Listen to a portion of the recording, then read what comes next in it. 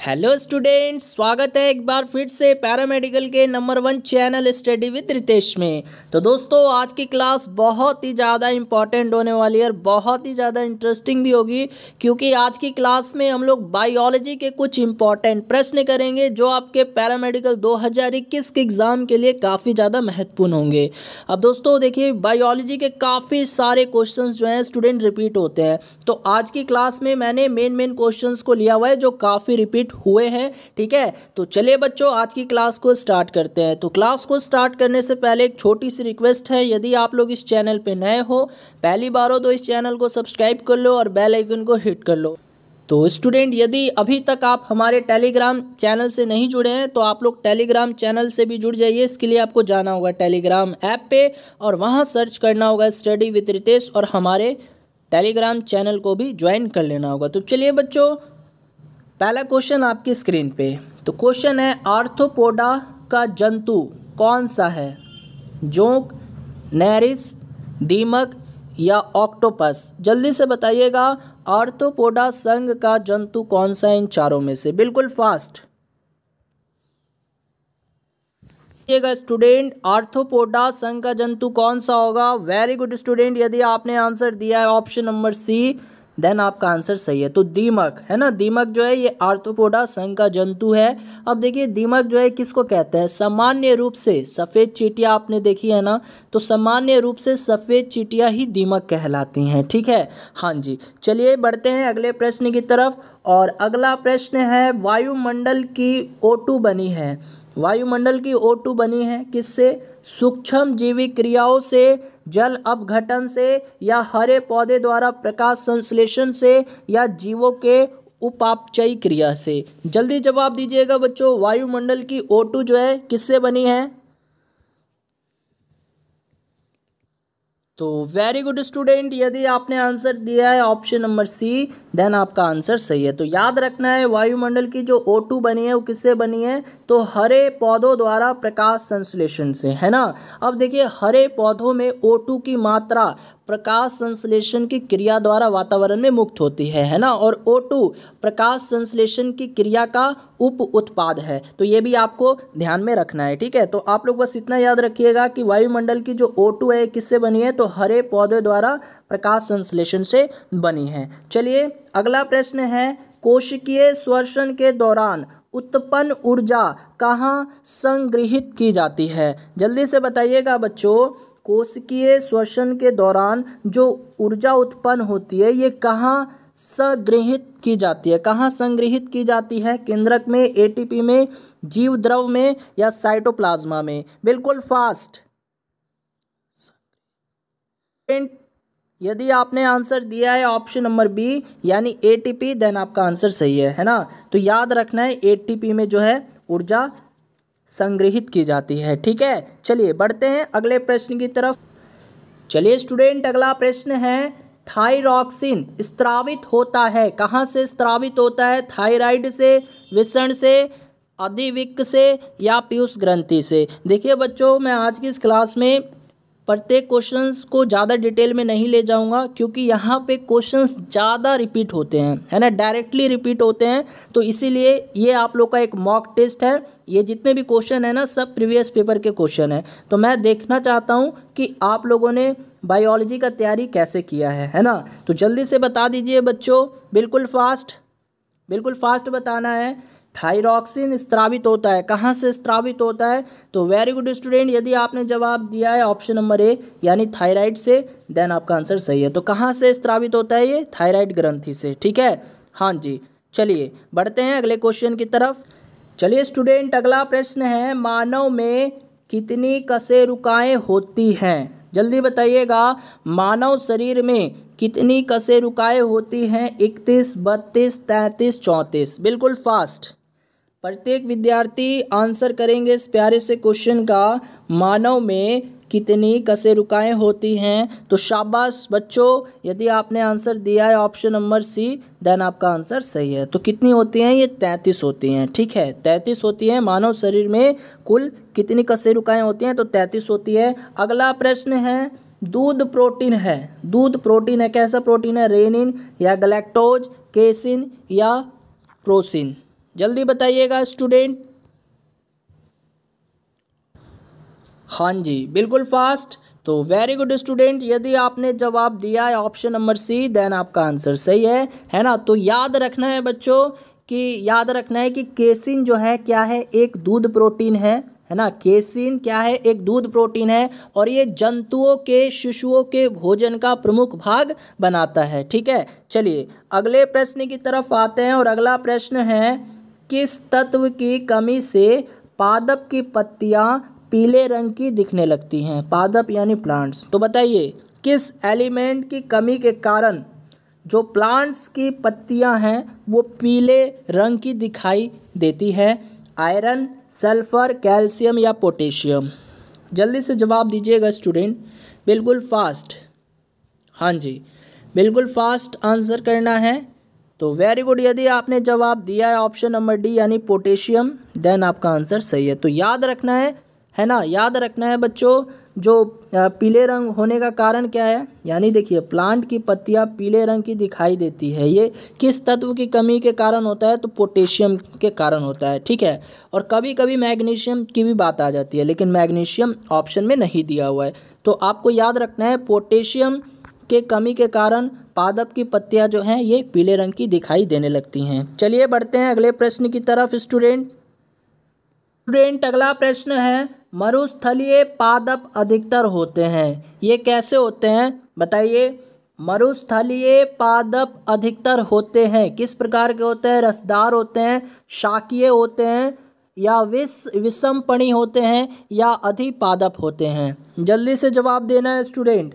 मरुस्थलीय पादप जो है ये अधिकतर कैसे होते हैं? तो बच्चों ये होते हैं रसदार। ठीक है, कैसे होते हैं? रसदार होते हैं। डायरेक्ट याद कर लीजिएगा, तो ऑप्शन ए जो है आपके इस क्वेश्चन का करेक्ट आंसर हो जाएगा। चलिए अगले प्रश्न की तरफ, और अगला प्रश्न है, जीन को हम निम्न तरह से व्यक्त कर सकते हैं। अब ये जीन जो है इसको हम लोग किस तरह से व्यक्त कर सकते हैं, यानी किस प्रकार से जीन के बारे में कह सकते हैं? तो देखिए पहला ऑप्शन है, ये अनुवांशिकता की इकाई है, या यह डीएनए का एक भाग है, या यह उत्परिवर्तन की इकाई है, या उपरोक्त तीनों से? जल्दी से बताइए जीन के बारे में। आप लोग जीन को किस तरह से व्यक्त कीजिएगा, किस तरह से इसको डिफाइन कीजिएगा स्टूडेंट, बिल्कुल फास्ट।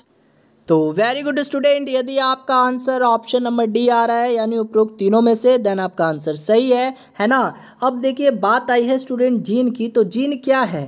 जीन क्या है? तो ये एक डीएनए का भाग होता है ना, और भाग होने के साथ साथ ये आनुवंशिकता और उत्परिवर्तन की भी एक इकाई होती है ना। अगर अब मैं पूछूं जीन कहते किसको हैं, जीन किसे कहते हैं? तो डीएनए का वह भाग जो एक प्रोटीन निर्माण के लिए आवश्यक हो, है ना। डीएनए का एक ऐसा भाग जो प्रोटीन निर्माण के लिए आवश्यक हो, वही जीन कहलाता है। ठीक है, तो ये बच्चों तीनों ऑप्शन सही थे, इसीलिए ऑप्शन नंबर डी यानी उपरोक्त तीनों से सही हो जाएगा। ठीक है, हाँ जी। चलिए बढ़ते हैं अगले प्रश्न की तरफ।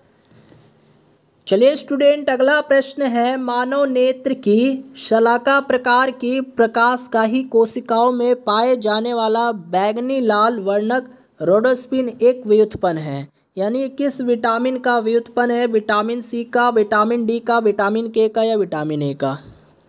देखिए बच्चों यहाँ पे बात आई है शलाका की, तो ये है क्या है ये? तो देखिए नेत्र के रेटिना में दो प्रकार की प्रकाशगाही कोशिकाएं पाई जाती है। क्या मैं बताया? नेत्र के रेटिना में दो प्रकार की प्रकाशगाही पाई जाती हैं, प्रकाशगाही कोशिकाएं पाई जाती है, उन्हें ही शलाका कहते हैं, इंग्लिश में रोड्स कहते हैं। जानते थे आप लोग इस चीज़ को? हाँ जी। तो नेत्र के रेटिना में दो प्रकार की प्रकाशगाही कोशिकाएं, कितने प्रकार की? तो दो प्रकार की प्रकाशगाही कोशिकाएं पाई जाती है, उन्हीं को शलाका कहते हैं, है ना। अब यहाँ पर बोला यह गया है कि रोडोप्सिन जो है ये एक व्युत्पन्न होता है किस विटामिन के? तो यहाँ रोडोस्पिन जो है ना, रोडोस्पिन जो है ये वर्णक विटामिन ए से व्युत्पन्न होता है ना। तो विटामिन ए से जो है ये व्युत्पन्न होता है, यानी ऑप्शन नंबर डी जो है आपके इस क्वेश्चन का राइट आंसर हो जाएगा। बात आई है विटामिन ए की, तो विटामिन ए का रासायनिक नाम क्या होता है? आप सभी बच्चे जानते हैं, रेटिनॉल होता है। और विटामिन ए की डेफिशिएंसी से कौन सा रोग होता है वो भी जानते होंगे आप लोग, रतौंधी होता है, नाइट ब्लाइंडनेस जिसको कहते हैं। ठीक है, चलिए बढ़ते हैं अगले क्वेश्चन की तरफ। चलिए स्टूडेंट, अगला प्रश्न है, पेनिसिलिन निम्न में से किससे प्राप्त होता है? पेनिसिलिन जो है ये किससे प्राप्त होता है? जीवाणु से, विषाणु से, कवक से या शैवाल से? बिल्कुल फास्ट। पेनिसिलिन जो है ये किससे प्राप्त होता है बताइए? बैक्टीरिया से या वायरस से या फंगी से या एलगी से? तो वेरी गुड स्टूडेंट, यदि आपका आंसर आ रहा है ऑप्शन नंबर सी, देन आपका आंसर सही है। तो याद रखना है कि भैया देखिए, पेनिसिलिन जो है किससे प्राप्त होता है? तो पेनिसिलिन नामक प्रतिजैविक कवक से प्राप्त होता है। ये पेनिसिलिन जो है ना, ये प्राप्त होता है पेनिसिलिन किससे प्राप्त होता है? पेनिसिलिन नामक प्रतिजैविक से, पेनिसिलिन नामक प्रतिजैविक कवक से। ठीक है, लिख लीजिएगा कि ये जो पेनिसिलिन है ना, ये पेनिसिलिन नामक प्रतिजैविक कवक से प्राप्त होता है। अब देखिए बात आई है स्टूडेंट पेनिसिलिन की, तो पेनिसिलिन की खोज किसने की थी? पेनिसिलिन की खोज किसने की थी? तो ये भी याद रखना है, किसने? अलेक्जेंडर फ्लेमिंग ने। किसने? अलेक्जेंडर फ्लेमिंग ने किया था। ठीक है, तो इसको नोट डाउन में लिख लीजिएगा। चलिए बढ़ते हैं अगले प्रश्न की तरफ। चलिए स्टूडेंट, अगला प्रश्न है, डीडीटी को पेस्टिसाइड की तरह उपयोग में नहीं लिया जाता। क्यों? क्योंकि यह अन्य पेस्टिसाइडों से बहुत कम प्रभावी है, या इसकी उत्पादन दर अधिक होती है, या ये जीवों में इसके प्रति तुरंत प्रतिरोध उत्पन्न हो जाता है, या ये आसानी से विघटित नहीं होता। जल्दी से बताइएगा बच्चों, यहाँ प्रश्न ये पूछा है कि डीडीटी को पेस्टिसाइड की तरह उपयोग में नहीं लिया जाता। क्यों? क्योंकि बच्चों आपको याद रख लेना है, क्योंकि ये आसानी से विघटित नहीं होता, यानी आसानी से डिकम्पोज नहीं होता। तो ऑप्शन नंबर डी जो है आपके इस क्वेश्चन का राइट आंसर हो जाएगा। चलिए बढ़ते हैं अगला प्रश्न की तरफ, और अगला प्रश्न है, ताप नियंत्रक केंद्र किस भाग में स्थित होता है? ताप नियंत्रक केंद्र जो है ये शरीर के किस भाग में स्थित होता है बताइए? मेरुरज्जु या सेरेबलम या पीयूष ग्रंथि या हाइपोथैलेमस? जवाब दीजिएगा स्टूडेंट। बहुत ही अच्छा क्वेश्चन है। हाँ जी, वेरी गुड। तो यदि आपने जवाब दिया है ऑप्शन नंबर डी, जी हाँ दोस्तों, ऑप्शन नंबर डी जो है इस क्वेश्चन का राइट आंसर हो जाएगा। तो ताप नियंत्रक केंद्र ये किस भाग में स्थित होता है? तो ये हाइपोथैलेमस में स्थित होता है ना। चलिए स्टूडेंट, अगला प्रश्न है, हरे पौधे अपना भोजन स्वयं बनाते हैं, खरगोश घास पर निर्भर रहता है, चील कभी कभी खरगोश को खाती है, अन्यथा अन्य शाकाहारी प्राणियों पर निर्भर होती है, उत्पादक, उपभोक्ता एवं द्वितीय उपभोक्ता के संबंध में कौन सा क्रम सही होगा? तो स्टूडेंट इस क्वेश्चन को कैसे बनाएंगे? तो सबसे पहले जानिए, ये जो क्वेश्चन है ना, इसको खाद्य श्रृंखला कहते हैं। क्या कहते हैं? खाद्य श्रृंखला कहते हैं। अब इसमें होता क्या है बच्चों? तो इसके अंतर्गत एक जीव दूसरे जीव को भोजन बनाता है। जैसे यहाँ पर देख सकते हैं, चील है, खरगोश है, घास है। ठीक है, तो यहाँ पर आपको यही बताना है कि इसमें से उत्पादक कौन होगा, उपभोक्ता कौन होगा एवं द्वितीय उपभोक्ता कौन होगा, यानी आपको संबंध बताना है। तो बच्चों यहाँ पे जो घास है क्या होगा? घास क्या है? तो घास यहाँ पे उत्पादक है। क्या है? उत्पादक है। और खरगोश क्या है?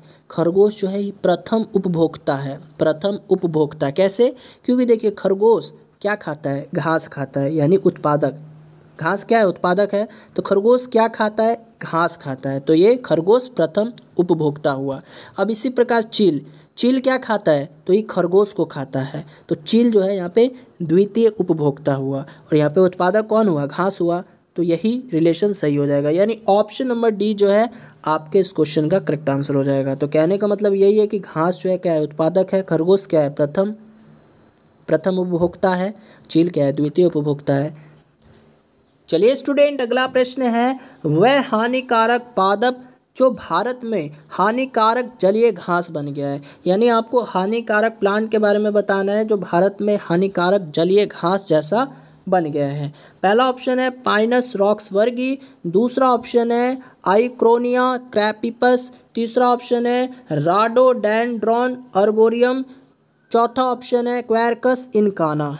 जल्दी बताइएगा स्टूडेंट, यहाँ पे हानिकारक प्लांट बताना है जो भारत में हानिकारक जलीय घास जैसा बन गया है। तो वेरी गुड, यदि आपने आंसर दिया ऑप्शन बी यानी आइक्रोनिया क्रैपिपस, देन आपका आंसर सही है। तो ऑप्शन बी जो है इस क्वेश्चन का राइट आंसर हो जाएगा। चलिए अगले प्रश्न की तरफ आते हैं स्टूडेंट, और अगला प्रश्न है दूध के किण्वन के लिए उत्तरदायी जीवाणु है। बताइए दूध के किण्वन के लिए उत्तरदायी जीवाणु कौन सा है? लैक्टोबैसिलस या हर्बैसिलस या विब्रियो, या फिर इसके बाद चौथा ऑप्शन है एजोटोबैक्टर।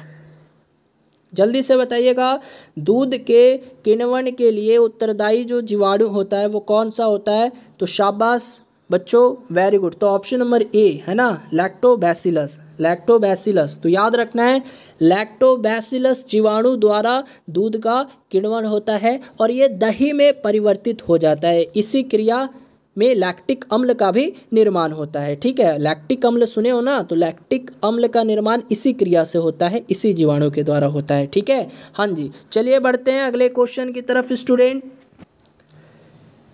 चलिए स्टूडेंट अगला प्रश्न है, निम्न में से मनुष्य की आंत में पाए जाने वाला जीवाणु है, यानी मनुष्य के इंटेस्टाइन में कौन सा बैक्टीरिया पाया जाता है? विब्रियो कोलोरी या ई कोलाई या बैसिलस एंथ्रासिस या राइजोबियम? जल्दी से जवाब दीजिएगा, बिल्कुल फास्ट। मनुष्य के इंटेस्टाइन में कौन सा बैक्टीरिया पाया जाता है, कौन सा जीवाणु पाया जाता है? तो वेरी गुड, यदि आपने जवाब दिया है ऑप्शन नंबर बी यानी ई कोलाई, हाँ जी सही है। ई कोलाई यदि आपने आंसर दिया है देन आपका आंसर सही है। तो बच्चों याद रखना है, ई कोलाई नामक जीवाणु मनुष्य की आंत में पाया जाता है और इन जीवाणुओं का समूह को क्या कहते हैं? इन जीवाणुओं के समूह को क्या कहते हैं? याद रखना, माइक्रोफ्लोरा। क्या कहते हैं? माइक्रोफ्लोरा कहते हैं। क्या मैं बताया? देखिए मैंने कहा कि इन जीवाणुओं का जो समूह होता है ना, ग्रुप होता है, उसको क्या कहते हैं? माइक्रोफ्लोरा कहते हैं, माइक्रोफ्लोरा कहते हैं। ठीक है, चलिए बढ़ते हैं अगले प्रश्न की तरफ, और अगला प्रश्न है, मधुमेह से पीड़ित व्यक्ति के मूत्र में शर्करा उत्सर्जन का कारण है। देखिए ये क्वेश्चन अभी मैं 2 से 3 दिन पहले करवाया था, वहाँ पर था ये क्वेश्चन, था ना बच्चों? मधुमेह से रिलेटेड, इंसुलिन से रिलेटेड एक प्रश्न मैंने करवाया था, बिल्कुल सेम टू सेम ऐसा ही प्रश्न था। मधुमेह से पीड़ित व्यक्ति के मूत्र में शर्करा उत्सर्जन होने का कारण क्या है? इंसुलिन का अल्प स्रावण या एड्रीनल ग्रंथि का अधिक स्रावण या थायराइड ग्रंथि की कम क्रियाशीलता या वैसोप्रेसिन की अधिक स्रावण? जल्दी से बताइएगा। हाँ जी, बिल्कुल फास्ट, बिल्कुल फास्ट आंसर करना है स्टूडेंट। चलिए बहुत अच्छा। तो यहाँ पे बच्चों ऑप्शन नंबर डी यदि आपने आंसर दिया है देन आपका आंसर सही है। तो याद रखना यहाँ पे वैसोप्रेसिन, क्या? वैसोप्रेसिन के अधिक स्त्रावण के कारण मूत्र में शर्करा की मात्रा बढ़ जाती है और रोगी को बार बार मूत्र त्याग की आवश्यकता होती है। चलिए स्टूडेंट अगला प्रश्न है, एलिफेंटेसिस रोग का कारण निम्न में से कौन सा प्राणी है? एलिफेंटेसिस है, कीट है, प्रोटोजोआ या मोलास्का है? जल्दी से बताइएगा, एलिफेंटेसिस रोग का कारक जो है इनमें से कौन सा प्राणी है?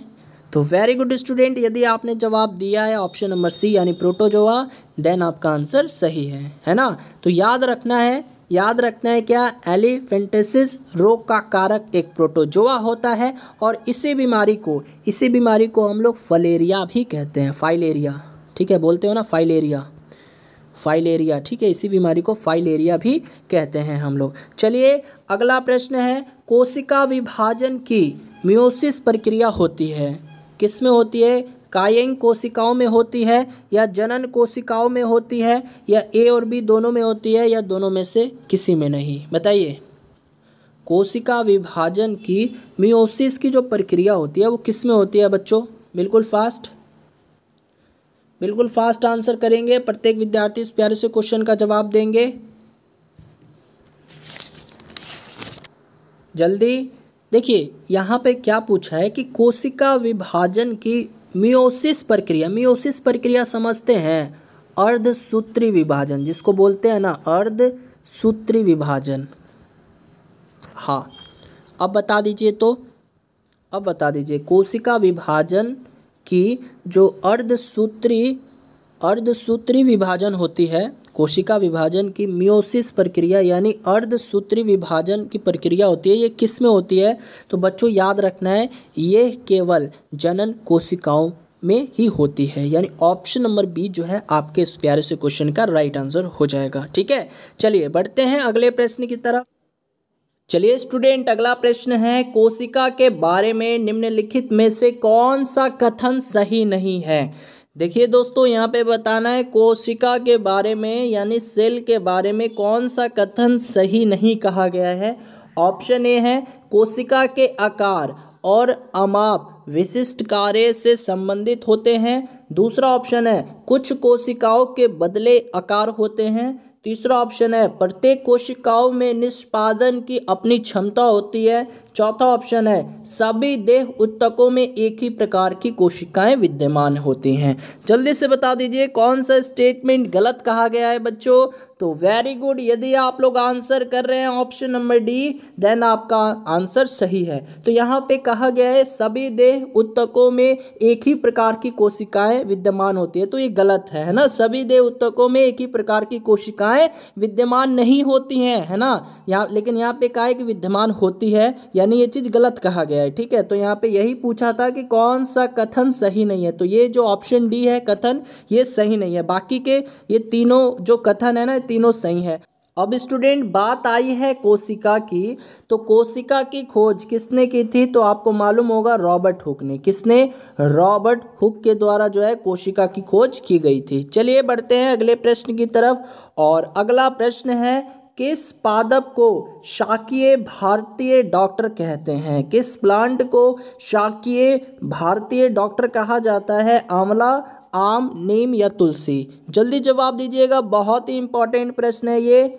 हाँ जी, बिल्कुल फास्ट। किस पादप को शाकीय भारतीय डॉक्टर कहा जाता है? तो वेरी गुड प्यारे बच्चों, यदि आप लोग जवाब दे पा रहे हैं ऑप्शन नंबर ए, देन आपका आंसर सही है। तो यहाँ आंवला को, जी हाँ दोस्तों, आंवला को शाकीय भारतीय डॉक्टर कहा जाता है। चलिए बढ़ते हैं अगले प्रश्न की तरफ।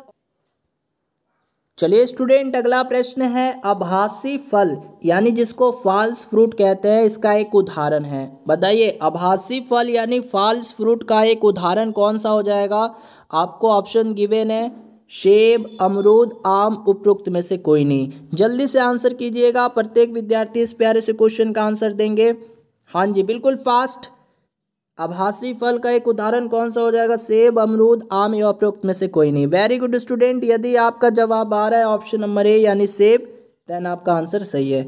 तो याद रखना है आभासी फल यानी जिसको फॉल्स फ्रूट कहते हैं, इसका एग्जाम्पल क्या हो जाएगा? सेब हो जाएगा। अब देखिए एक इसी प्रकार जो है एक होता है सत्य फल, जैसे अभी आभासी फल यानी फॉल्स फ्रूट का एक एग्जाम्पल देखे आप लोग, सेब होता है, ठीक उसी प्रकार एक सत्य फल होता है जिसको ट्रू फ्रूट कहते हैं। क्या कहते हैं इसको? ट्रू फ्रूट कहते हैं। तो इसका एग्जाम्पल कौन कौन सा हो जाएगा? तो बच्चों इसका एग्जाम्पल हो जाएगा आम हो जाएगा, अमरूद हो जाएगा, अंगूर हो जाएगा। तो इसका भी लिख लीजिए, आम हो जाएगा, अमरूद हो जाएगा और अंगूर भी हो जाएगा। ठीक है, हाँ जी, तो इसको भी लिख लीजिए, पूछा जाता है ऐसा प्रश्न। ठीक है, चलिए बढ़ते हैं अगले प्रश्न की तरफ, और अगला प्रश्न है एक वयस्क पुरुष के लिए सामान्य हीमोग्लोबिन मात्रा प्रति 100 ml रक्त है। बताइए, यहाँ पे क्वेश्चन ये है बच्चों कि देखिए एक एडल्ट में कितने ग्राम हीमोग्लोबिन प्रेजेंट रहता है, यानी एक वयस्क पुरुष में यानी एक एडल्ट में कितने ग्राम का जो है हीमोग्लोबिन प्रेजेंट रहता है। देखिए ऑप्शन में दिया हुआ है 11.5 ग्राम, ऑप्शन बी है 12.5 ग्राम, ऑप्शन सी है 13.5 ग्राम, ऑप्शन डी है 14.5 ग्राम। जल्दी से बताइएगा, एक वयस्क पुरुष के लिए सामान्य हीमोग्लोबिन की मात्रा जो है ग्राम में कितनी होती है? तो वेरी गुड स्टूडेंट, यदि आपने जवाब दिया है ऑप्शन नंबर डी, देन आपका आंसर सही है। तो देखिए ध्यान दीजिएगा, एडल्ट में जो है ना 13.5 ग्राम से 17.5 ग्राम जो है हीमोग्लोबिन प्रेजेंट रहता है। तो देखिए यहाँ तो 17.5 है नहीं, लेकिन 17.5 से कम क्या है? 17.5 से कम क्या है? 14.5 है, 14.5 भी है, 13.5 भी है, लेकिन यहाँ पे जो 14.5 है ना, ये लगभग में उतना करीब तो नहीं है लेकिन फिर भी करीब है, तो ऑप्शन नंबर डी जो है आपके इस क्वेश्चन का राइट आंसर हो जाएगा। क्योंकि देखिए जो 14.5 ग्राम है ना, ये 13.5 ग्राम और 17.5 ग्राम के बीच में लाई करता है ना, इसके बीच में आता है। तो यही जो है आपके इस क्वेश्चन का आंसर हो जाएगा ऑप्शन के अकॉर्डिंग। ठीक है, चलिए स्टूडेंट अगला प्रश्न है, कैडमियम प्रदूषक किससे संबंधित है? यानी कैडमियम जो प्रदूषक है ये किससे संबंधित है, ये किस रोग से संबंधित है? मिनी माता रोग से, ब्लैक फुट रोग से, या डिसलैक्सिया से, या इटाई से? बिल्कुल फास्ट जवाब देंगे हर एक स्टूडेंट। कैडमियम प्रदूषक किससे संबंधित है? तो वेरी गुड, किस रोग से संबंधित है? तो ये संबंधित है बच्चों इटाई, यानी ऑप्शन नंबर डी यदि आपका आंसर आ रहा है देन आपका आंसर सही है। वेरी गुड, चलिए बढ़ते हैं। अच्छा, ये मिनी माता रोग जो है ये कैसे होता है? मिनी माता रोग जो है ये कैसे फैलता है? तो बच्चों ये फैलता है ना, पारा की अधिकता हो जाती है, यानी Hg की अधिकता के कारण ये जो मिनी माता रोग है ये होता है। ठीक है, तो पारे की अधिकता के कारण जो है ये मिनी माता रोग होता है। चलिए अगले प्रश्न की तरफ चलते हैं, और अगला प्रश्न है, सीड्स पत्तों पर पीले धब्बे किसकी कमी के कारण आते हैं? आप लोगों ने देखा होगा पत्तों पर कभी कभी पीले रंग का धब्बा आता है, तो वो किसकी कमी के कारण होता है? जिंक, मैग्नीशियम, बोरॉन या लोहा? जल्दी से बताइएगा। सीड्स पत्तों पर पीले धब्बे ये किसकी कमी के कारण देखे गए हैं? ये किसकी कमी के कारण होते हैं बच्चों? बताइए, जिंक या मैग्नीशियम या बोरॉन या लोहा? तो शाबाश मेरे शेरों एवं शेरनियाँ, है ना। तो सीड्स पत्तों पर पीले धब्बे किनकी कमी के कारण आते हैं? तो मैग्नीशियम की कमी के कारण आते हैं। तो ऑप्शन नंबर बी जो है इस क्वेश्चन का राइट आंसर हो जाएगा, है ना। हाँ जी, चलिए बढ़ते हैं अगले प्रश्न की तरफ। चलिए स्टूडेंट अगला प्रश्न है, मानव शरीर में सबसे छोटी अंतःस्रावी ग्रंथि निम्न में से कौन सी है? चलिए बताइएगा। अधिविक्र ग्रंथि, अवट्टु ग्रंथि, या पीयूष ग्रंथि, या अग्नाशय ग्रंथि? जल्दी से बताइएगा। मानव शरीर में सबसे छोटी अंतःस्रावी ग्रंथि कौन सी होती है? अधिविक्र, अवट्टु ग्रंथि, पीयूष ग्रंथि, अग्नाशय ग्रंथि? तो शाबाश वेरी गुड, यदि आपका आंसर आ रहा है ऑप्शन नंबर सी देन आपका आंसर सही है। तो कौन सी ग्रंथि होती है? ये पीयूष ग्रंथि होती है, और इसको मास्टर ग्रंथि के नाम से भी जानते हैं हम लोग, है ना। इसको मास्टर ग्रंथि भी कहते हैं, आप लोग ध्यान दीजिएगा। ठीक है, चलिए बढ़ते हैं अगले प्रश्न की तरफ। चलिए स्टूडेंट अगला प्रश्न है, कालाजार का रोग वाहक कौन सा होता है? यानी कालाजार जो रोग होता है ये किसके कारण होता है? एनोफ्लीज मच्छर के कारण, क्यूलैक्स मच्छर के कारण, सीसी मक्खी के कारण, या सिकटा मक्खी के कारण? यानी कालाजार का रोग वाहक कौन सा मच्छर या मक्खी होती है? जल्दी से बताइएगा बच्चों। हाँ जी, तो वेरी गुड, यदि आपने जवाब दिया है ऑप्शन नंबर डी, जी हाँ दोस्तों, ऑप्शन नंबर डी इसका राइट आंसर हो जाएगा, यानी सिकटा मक्खी जो ये कालाजार रोग का वाहक होती है। ठीक है, हाँ जी, चलिए बढ़ते हैं अगले प्रश्न की तरफ, और अगला प्रश्न है स्टूडेंट, अच्छा देखिए यहाँ पर बात करेंगे, जैसे कालाजार का रोग वाहक था, ठीक है, तो कालाजार का रोग वाहक ये कौन था? सिकटा मक्खी थी। इसी तरह अगर मैं पूछूं मलेरिया का वाहक, अगर मैं पूछूं यहाँ पे मलेरिया का रोग वाहक कौन सा हो जाएगा? मलेरिया का रोग वाहक कौन हो जाएगा? तो क्या जवाब दीजिएगा? तो ये हो जाएगा बच्चों मादा एनोफ्लीज मच्छर। तो मलेरिया का रोग वाहक कौन है? तो ये हो जाएगा मादा एनोफ्लीज मच्छर हो जाएगा। ठीक है, हाँ जी, और बात करेंगे स्टूडेंट ये सीसी मक्खी के बारे में। तो सीसी मक्खी के कारण जो है निंद्र रोग हो जाता है। निंद्र रोग यानी नींद विंद आना, ये वाला रोग हो जाता है। ठीक है, निंद्र रोग हो जाता है, आप लोग इस तरह से समझ सकते हैं। चलिए बढ़ते हैं अगले क्वेश्चन की तरफ। चलिए स्टूडेंट अगला प्रश्न है, शब्दिनी यानी साइरिंग्स किसमें वाक्य यंत्र है? उभयचर, सरीसृप, पक्षी या स्तनी? बताइएगा। शब्दिनी यानी साइरिंग्स ये किसमें वाक्य यंत्र है? तो वेरी गुड स्टूडेंट, ये पक्षी, यानी ये किसमें वाक्य यंत्र है? तो ये पक्षी में है। तो इसको डायरेक्ट याद कर लीजिएगा, रट लीजिएगा। ठीक है, हाँ जी, चलिए बढ़ते हैं अगले प्रश्न की तरफ। चलिए स्टूडेंट, अगला प्रश्न है, जन्म के बाद मानव के किस ऊतक में कोई कोशिका विभाजन नहीं होता। यानी जब मानव जन्म लेता है तो जन्म के बाद किस ऊतक में, जी हाँ दोस्तों, किस ऊतक में कोई भी कोशिका का विभाजन नहीं होता। कंकाल, तंत्रिका, संयोजी या जनन। जल्दी से बताइएगा, जन्म के बाद मानव के किस ऊतक में, किस टिश्यू में कोई भी कोशिका विभाजन नहीं होता। तो वेरी गुड, यदि आपने जवाब दिया है स्टूडेंट ऑप्शन नंबर बी, जी हाँ दोस्तों, ऑप्शन नंबर बी इस क्वेश्चन का राइट आंसर हो जाएगा, यानी तंत्रिका। तो तंत्रिका में कोई भी विभाजन नहीं होता। ठीक है, हाँ जी। चलिए बढ़ते हैं अगले प्रश्न की तरफ। और अगला प्रश्न है, मानव रुधिर में कोलेस्ट्रॉल का सामान्य स्तर है। बताइएगा, मानव के रक्त में जो कोलेस्ट्रॉल की मात्रा होती है वो लगभग कितनी होती है। तो 80 से लेकर 120 mg, या 120 से 140 mg%, या 140 से 180 mg%, या 180 से 200 mg%। जल्दी से जवाब दीजिएगा स्टूडेंट, बिल्कुल फास्ट। हाँ जी, बिल्कुल फास्ट। तो वेरी गुड स्टूडेंट, यदि आपने जवाब दिया है ऑप्शन नंबर सी, यदि आपका जवाब आ रहा है ऑप्शन नंबर सी, यानी 140 से 180 mg%। हाँ, याद रखना है, 140 से 180 mg% जो है ये मानव रुधिर में कोलेस्ट्रॉल की मात्रा होती है। अब देखिए स्टूडेंट, बात आई है रुधिर की यानी ब्लड की, तो एक क्वेश्चन यहाँ से ये बन जाता है कि मानव शरीर में सामान्य ब्लड प्रेशर जो है यानी रक्तचाप वो कितना होना चाहिए। बताइएगा, मानव शरीर में, जल्दी से बताना है, मानव शरीर में सामान्य रक्तचाप कितना होना चाहिए। मानव शरीर में सामान्य रक्तचाप कितना होना चाहिए। हाँ जी, मानव शरीर में सामान्य रक्तचाप यानी सामान्य ब्लड प्रेशर वो कितना होना चाहिए। तो बच्चों होना चाहिए 120/80। कितना, 120/80 होना चाहिए, ये आपको ध्यान में रखना है। ठीक है, हाँ जी। चलिए बढ़ते हैं अगले प्रश्न की तरफ। और अगला प्रश्न है, निम्न में से कौन सा नियत तापी प्राणी है। नियत तापी प्राणी है यानी वेल शार्क, एलाइटिस या ड्रेको। जल्दी से बताइएगा स्टूडेंट, बिल्कुल फास्ट। हाँ जी, निम्न में से कौन सा नियत तापी प्राणी है। तो वेरी गुड स्टूडेंट, यदि आपने जवाब दिया है ऑप्शन नंबर ए यानी वेल, हाँ जी, ऑप्शन नंबर ए जो है इस क्वेश्चन का राइट आंसर हो जाएगा, यानी वेल। ठीक है, तो वेल एक ऐसा प्राणी है जिसका नियत ताप होता है। ठीक है, टेम्परेचर क्या होता है, नियत होता है यानी कांस्टेंट होता है। तो नियत ताप प्राणी है ये वेल मछली। ठीक है, हाँ जी। चलिए बढ़ते हैं अगले प्रश्न की तरफ।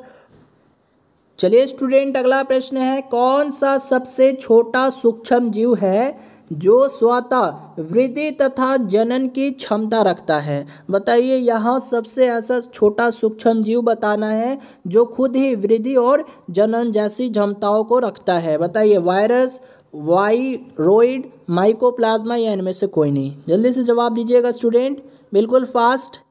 हाँ जी, बिल्कुल फास्ट तरीके से आंसर करना है। हाँ जी, तो वेरी गुड, यदि आपने जवाब दिया है ऑप्शन नंबर सी यानी माइकोप्लाज्मा, देन आपका आंसर सही है। Very good. चलिए बढ़ते हैं अगले प्रश्न की तरफ।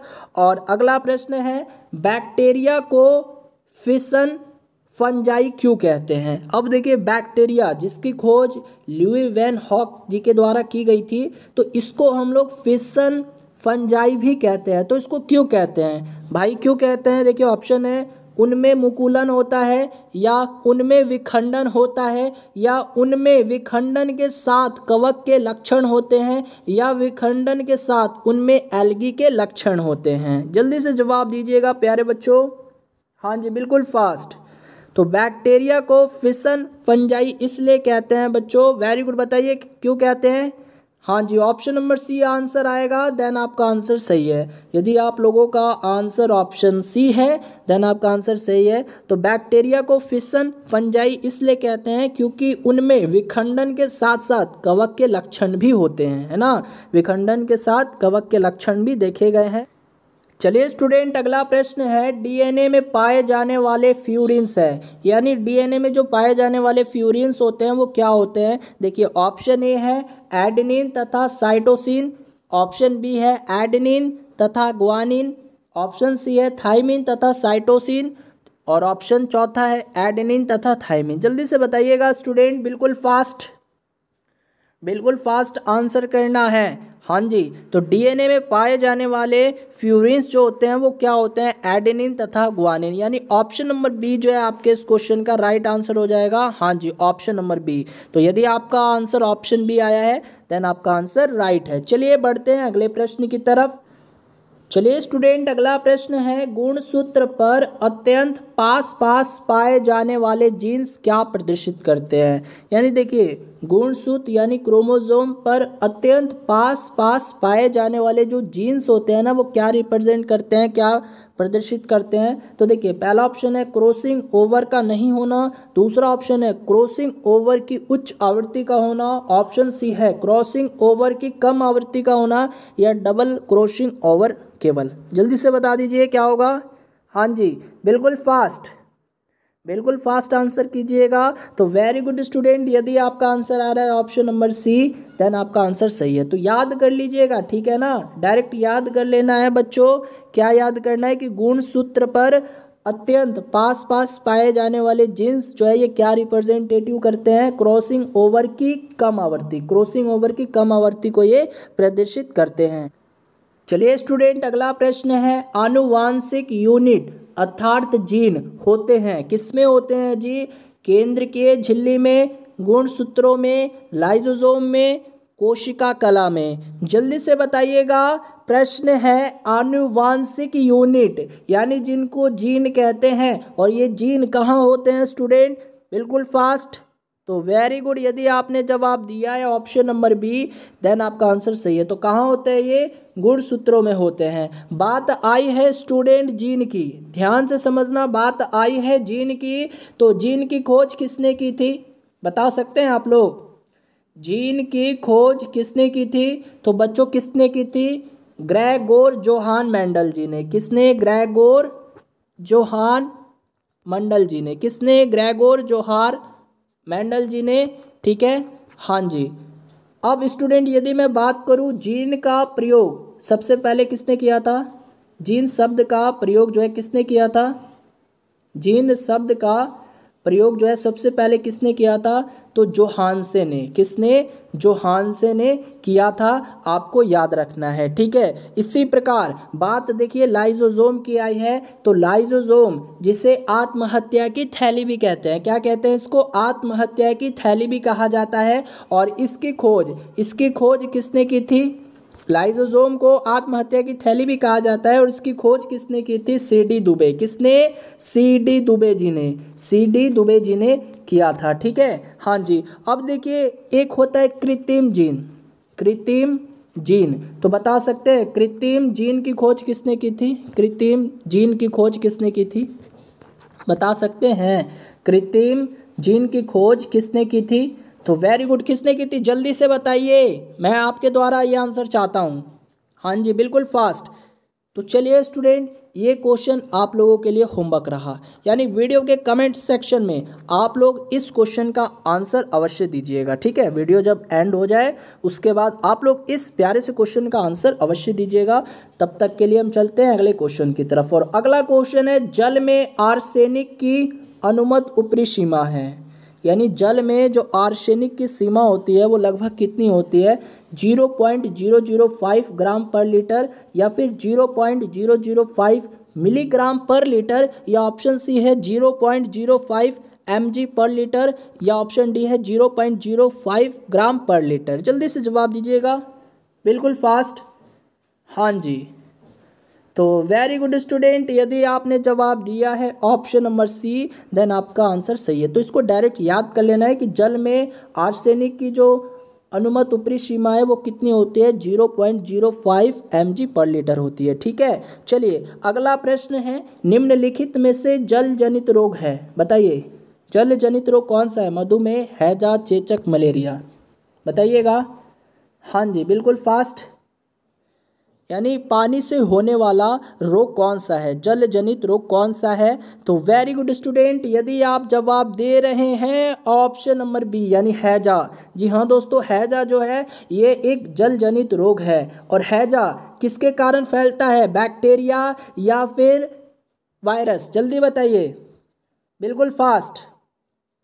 हैजा जो है, देखिए हैजा एक जल जनित रोग है, लेकिन ये किसके कारण फैलता है बताइए, जीवाणु या फिर विषाणु, बैक्टीरिया या फिर वायरस। तो बच्चों ये हैजा जो है ना, ये एक जीवाणु के कारण होता है। किसके? जीवाणु के कारण होता है ना, जीवाणु द्वारा ये रोग होता है। ठीक है, अब देखिए इसी प्रकार बात कर लेंगे चेचक की। तो चेचक जो है ये विषाणु के कारण होता है, वायरस के कारण होता है। ठीक है, उसी तरह मलेरिया की बात करें तो मलेरिया किसके कारण होता है? प्रोटोजोआ के कारण होता है ना। ये सब मैं आपको करवा चुका हूँ। ठीक है, तो आप लोग, और ये मधुमेह जो रोग होता है वो किसकी कमी से होता है? इंसुलिन की कमी से होता है। ये भी मैं कई बार बता चुका हूँ, इंसुलिन की कमी से कौन सा रोग होता है? तो मधुमेह का रोग होता है, यानी डायबिटीज जिसको कहते हैं। ठीक है, चलिए बढ़ते हैं अगले क्वेश्चन की तरफ। और अगला प्रश्न है, जेनेटिक मैप होते हैं। जेनेटिक मैप जो होते हैं क्या होते हैं? ऑप्शन ए है जीन विकास की विभिन्न अवस्था, या ऑप्शन बी गुणसूत्र पर जीन्स के क्रम, या कोशिका विभाजन की विभिन्न अवस्थाएं, या ऑप्शन डी किसी क्षेत्र में विभिन्न जातियों का वितरण। जल्दी से बताइए, जेनेटिक मैप होते हैं वो क्या होते हैं? तो वेरी गुड स्टूडेंट, यदि आपका आंसर आ रहा है ऑप्शन नंबर बी, जी हाँ दोस्तों, ऑप्शन नंबर बी जो है इस क्वेश्चन का राइट आंसर हो जाएगा। यानी जेनेटिक मैप जो होते हैं वो क्या होता है? गुणसूत्र पर जीन्स के क्रम होते हैं। ठीक है, उसमें जेनेटिक मैप जो होते हैं ना, उसमें गुणसूत्र पर जीन्स के क्रम होते हैं। तो बच्चों ऑप्शन बी जो है इस क्वेश्चन का राइट आंसर हो जाएगा। तो चलिए स्टूडेंट, आज की इस क्लास में इतना ही। यदि आज की क्लास अच्छी लगी हो तो एक लाइक जरूर दे दीजिएगा, और इस चैनल पे नए हो तो इस चैनल को भी सब्सक्राइब कर लीजिएगा। तो चलिए मिलते हैं कल की क्लास में नई जोश नई उमंग के साथ। तब तक के लिए bye bye, tata, good night, take care.